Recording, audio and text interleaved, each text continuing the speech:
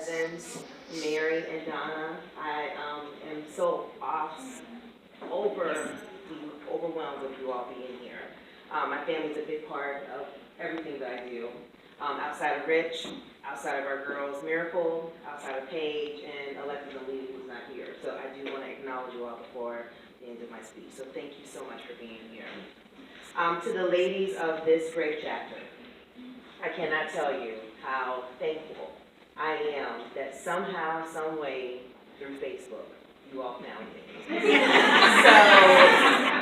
that house of miracles has been up for quite some time. Let me also introduce my silent partner. She's standing right over there. Miracle is 15 years old. Miracle has been on this journey with me since the womb and before. So I thank her. She inputs a lot on my Facebook page. Last September, Miracle sprung out and did her own presentation at her school, and it was dating violence. So I appreciate her. That was a gift that came just out of nowhere, but everybody has a piece of this particular venture. Domestic violence is, of course, the month of October. It is sometimes not recognized because breast cancer is also this month. But I want you all to know breast cancer is just as important. But domestic violence is something that is just silent. And 10 years ago, I decided to get out. 10 years ago, I decided to move forward. So that is why today is so important to me. So again, thank you, the ladies of this chapter. So, with that being said, I've chosen today, October 12th, as a day to shine and to share my story. There is a young woman by the name of Leslie Morgan Steiner. In 2013, I could not have described my journey as no better than crazy love. I started my venture in 2001 when I met my ex-husband. We dated for a year. He was a member of the Navy, and he charmed me, and he idolized me, and he put me on a pedestal. That is stage one. Stage two, he married me, moved me away 12 hours from my family, and then isolated me. When I got here, I knew no one in D.C. I moved from Georgia. But something my mom always told me to hold on to was prayer. And what I didn't do was let that go. In lieu of all of this happening, I met my cousins, who I did not know. Their mom, I love to always tell this story. I called her for the first time and said, "Hey, I'm your cousin." And she hung up on me. And I called back, and it changed my life. During that same time, I met them in October. I went on an adventure with them to the mall, which is a very tragic experience because they shot for almost 12 hours. Well, during the course of that time, I called, I texted, told them where I was. Little did I know that was stage 3. I had to check in. Upon my return to my home on that day, I was chased from the front lawn to my bedroom, where he kicked 2 doors down to get to me. And the only person I could think of, besides God, which prayer wasn't working at that time, was my mother. I called her.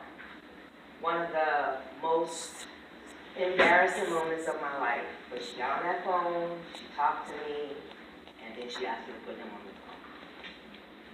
And she said, "What the hell are you doing? You have my child locked up in some house 12 hours away, and you promised me you were going to protect her." So I'm thinking, okay, I'm good. Miracle was born 2 years later.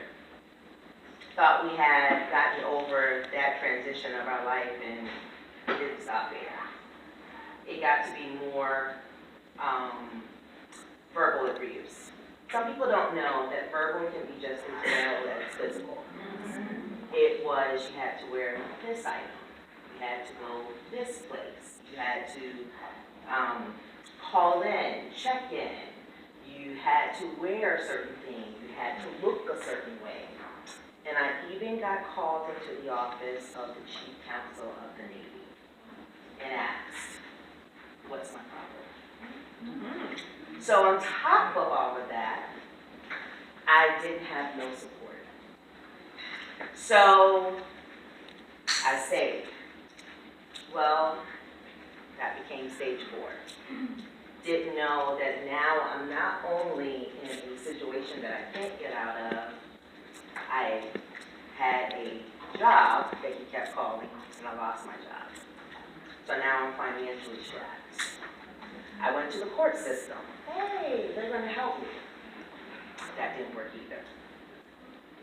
But one day I decided that my daughter was important enough. My life was important enough. I got in touch with a young lady who told me how to get out. She was a member of Sarah's house. She told me, whatever you do, you gotta be for sure. You can't just do it on a whim. You gotta make sure.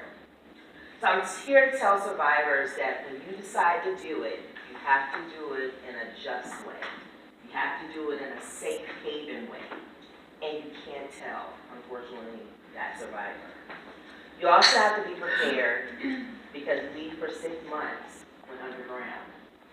Nobody knew where we were, including my mother. So I say that because I want people to know that you have a turning point.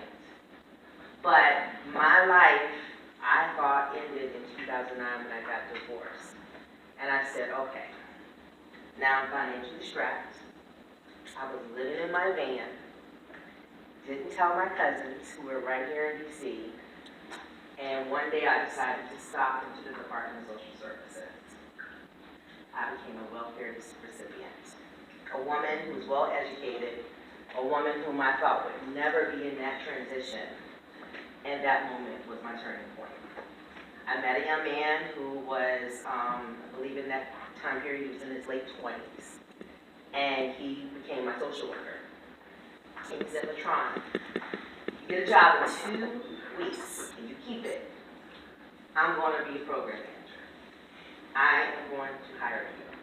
I said, okay, whatever. A year later, Mr. Featherstone called me. I had no money, and during that time, the federal government was going through their shutdown period. And I had a neighbor who kept bugging me about coming to pick up some clothes. So I went home, saw the neighbor in her yard, she gave me $20, and she gave me a suit to go wear. That same year, President Obama took office. That same year, he wrote a letter to Chicago, a thank you letter. I went in, I interviewed for the job, I went back to my car, pulled up Obama's letter, and sent a thank you note in excerpts of his letter. I went 3 lights, they called me, you're hired. That particular day was, again, a turning point, because I not only became a social worker on that day, I was able, every Friday, to tell my story.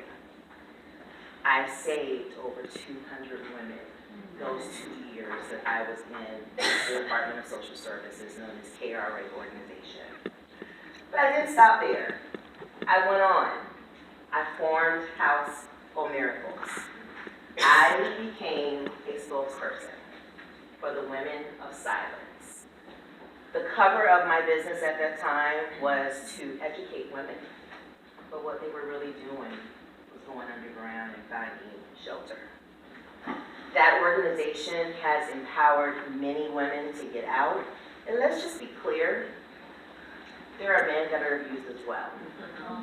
So I had men calling me, as well as women, who were embarrassed, who were ashamed, who were being beaten verbally as well as physically.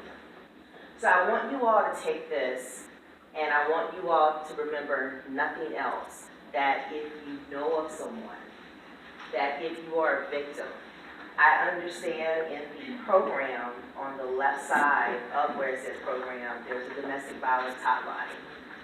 But I also want you all to know that besides that hotline, there are people that can help you. There are organizations that are out there. And if you have still just a little inkling of, should I do this? Listen to this. 85% of abusers are men. If you do the math, at least 15% is women. 1 in 3 women in the U.S. are abused and stalked in their lifetime. Ages 16 to 24 are 3 times likely to be victims. 500 women and girls without help will be killed by their partners next year. That means we've already reached that barrier for this year. So why doesn't a person get out? Why don't they leave? Glad you asked. We know the danger. That's why I say, when you decide, get out. And I've never been one to say to leave. But I walked into the former district attorney's office of Mr. Glenn Ivey some years ago. If you remember Yvette Cage, she was at T-Mobile in Clinton, and she was gouged.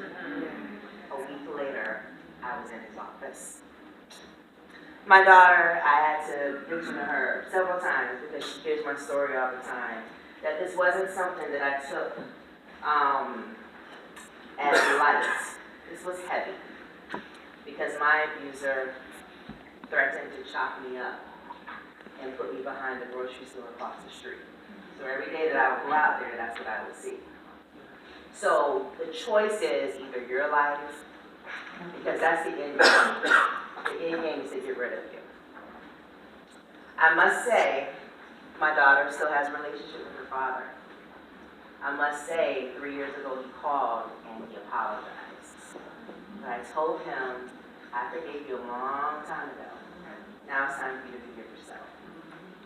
If you're an abuser, you're sitting in this room, you know who you are. The best thing I can advise is to get help. Because the person that you're doing it to, they deserve better. I thank you, all of you, for giving me your time, for giving me your strength to come. And I thank the ladies of this chapter because they have spotlighted something over here on the left-hand side that hasn't been done before. My understanding, this is your second T in reference to this.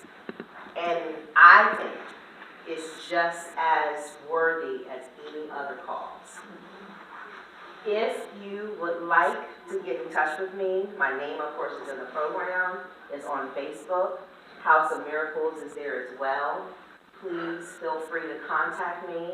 I'm always a book of information, and I have the gift for gab. So if you're looking for someone to be your advocate, you don't have that person in your life, I will find that person for you, even if I have to go across and figure that person out that's going to help you. But I ask that if you know someone, I ask that if you are in that situation, to get the help that you all need. Thank you so much for your time. Thank you so much for this evening. And thank you to the ladies of this chapter.